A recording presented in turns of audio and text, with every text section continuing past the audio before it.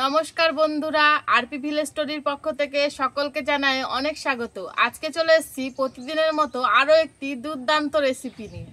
আজকে তোমাদেরকে বানিয়ে দেখাবো একদম দোকানের মতো ঝুরি ভাজা। তো তোমরা কিন্তু তার জন্য পুরো ভিডিওটা দেখবে। এবার ঝুরি ভাজা বানানোর জন্য দেখো এখানে আমি 300 গ্রাম মতো বেসন নিয়েছি। এই বেসনটাকে কিন্তু খুব ভালোভাবে আগে মেখে নেব। আর আমি কিভাবে বেসনটা মাখছি সেটা তোমরা ফলো করো, তাহলে তোমরা বুঝতে পারবে যে আমি কিভাবে বেসনটা মেখে নিচ্ছি। তো বেসনটা আমি গামলায় ঢেলে নেব প্রথমে। এ দেখো বেসনটা কিন্তু ঢেলে নিয়েছি। তারপরে এর মধ্যে দিয়ে দেব পরিমাণ মতো নুন। তারপর এর মধ্যে দিয়ে দেব বেশ খানিকটা লঙ্কার গুঁড়ো। এটা কিন্তু এমনি লঙ্কার গুঁড়ো, এখানে কিন্তু কাশ্মীরি লঙ্কার গুঁড়ো ব্যবহার করা যাবে না। এটা একটু ঝাল ঝাল হলে বেশ ভালো লাগে খেতে। এবার দিয়ে দেব অল্প একটু জোয়ান। এটা কিন্তু কাঁচা জোয়ান। কাঁচা জোয়ানটাকে এরকম হাতের তালুতে নিয়ে একটুখানি ঘষে দেব, তাহলে ফ্লেভারটা ভালো বেরোবে। এ দেখো এরকম করে ঘষে দিয়ে দিলাম। এবারে সব কিছুকে খুব ভালো করে হাতের সাহায্যে আগে মিশিয়ে নেব, তারপরে এটাকে জল দিয়ে মাখবো। বেসনের মধ্যে অনেক সময় দলা দলা ভাব থাকে, তো সেটাকে একটু ভেঙে নিচ্ছি হাত দিয়ে। আর সব কিছু এভাবে মিশিয়েও যাবে। দেখো ভালোভাবে মিশে গেল। এবার এটাকে জল দিয়ে মাখবো।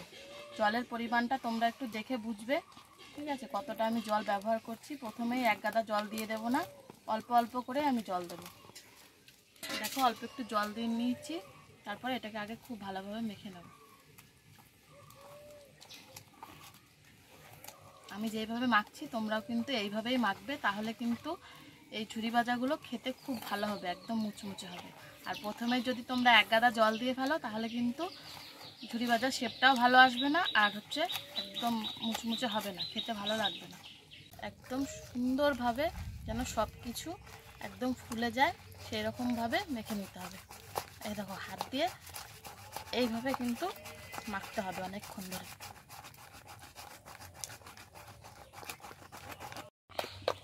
দেখো বেসনটা কিন্তু বেশ খানিকক্ষণ ধরে ফেটে নিয়েছি। দেখো বেসনটা কিন্তু অনেকটাই ফুলে গেছে। আর বেসনের ঘনত্বটা কিন্তু এরকমই করতে হবে, এর থেকে বেশি পাতলা করলে আবার শেপটা নষ্ট হয়ে যাবে।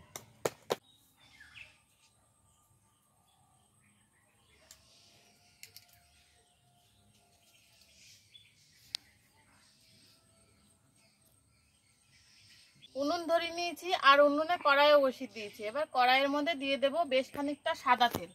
আমি সাদা তেলে ভাজছি, তোমরা চাইলে এটা সর্ষের তেলেও ভাজতে পারো। এবারে ব্যাটারটা একটা পলিথিনের মধ্যে ভরবো। এই দেখো তার জন্য একটা তেলের আমি পাউচ নিয়েছি, প্যাকেটটা। তো এটার মধ্যে আমি এই যে একটা ঘিয়ের কৌটো ছিল, সেই কৌটোটাকে আমি এরকম মুখটা কেটে নিয়েছি। তারপরে ঢাকনাটা এরকম ফুটো করে নিয়েছি। দেখো কিভাবে করেছি, তোমরাও ঠিক এইভাবেই করবে। তো তারপরে এটাকে খুলে নিয়েছি। আর এই যে প্যাকেটটার মুখটা একদিকটা কেটে নিয়েছি, আর একদিকটায় এরকম এরকম আমি মাপ করে কাটবো। প্রথমে কিন্তু এক গাদা কাটা যাবে না, ওই বোতলের ঢাকনার মাপে কাটতে হবে। তো এইভাবে আমি কেটে নিলাম। তারপরে ভেতর দিয়ে ঢাকনাটা ভরে দেখবো যে মাপটা ঠিকঠাক ঢুকছে কিনা। ঠিক আছে, তো এ দেখো আরেকটু কাটতে হবে, যে এই মাপটাই কাটতে হবে। ঠিক আছে, এরকম করে মাপ দিয়ে নিলাম। তারপরে এটাকে কাটবো। এ দেখো শেপ হয়ে গেছে, এটা কেটে নেব।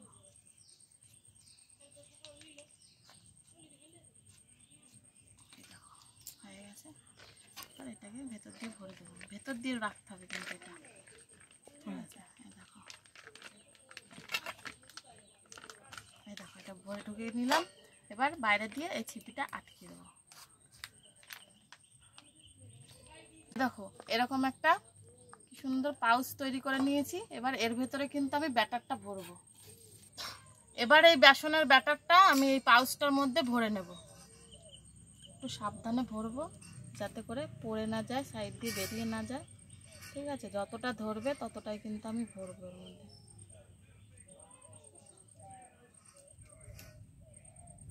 এবারে আমি ঝুরি ভাজাগুলো তেলের মধ্যে দেব। আর তেলের মধ্যে যখন ঝুরি ভাজাগুলো দেব তখন তেলটা কিন্তু একদম খুব ভালোভাবে গরম করে নিতে হবে। এ দেখো আমি তেলটা গরম করে নিয়েছি, এবার দিয়ে দিচ্ছি। একটু সাবধানে দিতে হবে।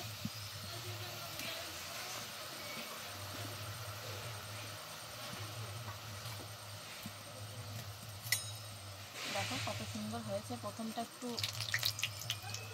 খারাপ হলেও অসুবিধা নেই, আস্তে আস্তে কিন্তু ঠিক হয়ে যাবে।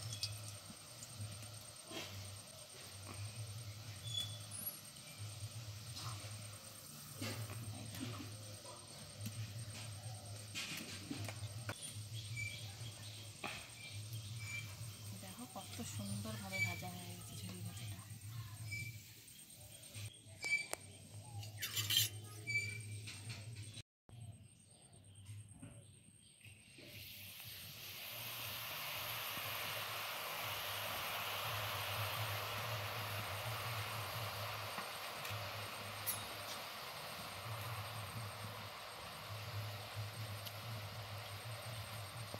দেখো দেওয়ার সাথে সাথে কিন্তু কি সুন্দর ভাজা হয়ে যাচ্ছে, বেশিক্ষণ টাইমও লাগছে না।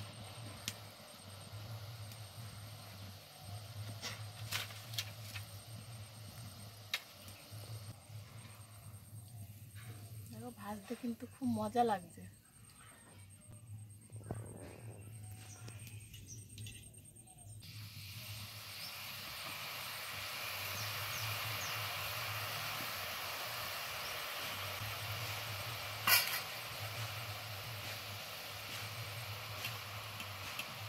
এটা পুরো গোলাপ ফুলের মতো দেখতে হয়েছে।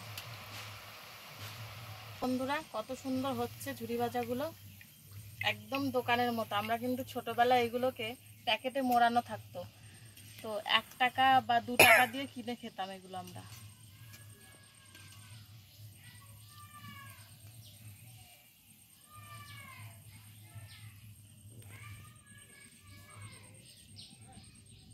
দুশো গ্রাম বেসন দিয়ে দেখো বন্ধুরা কতগুলো ঝুরি ভাজা হয়েছে। তোমরাও ঝটপট বাড়িতে এইভাবেই বানাও আর আমাকে কমেন্টে জানাও রেসিপিটা তোমাদের কেমন লাগলো।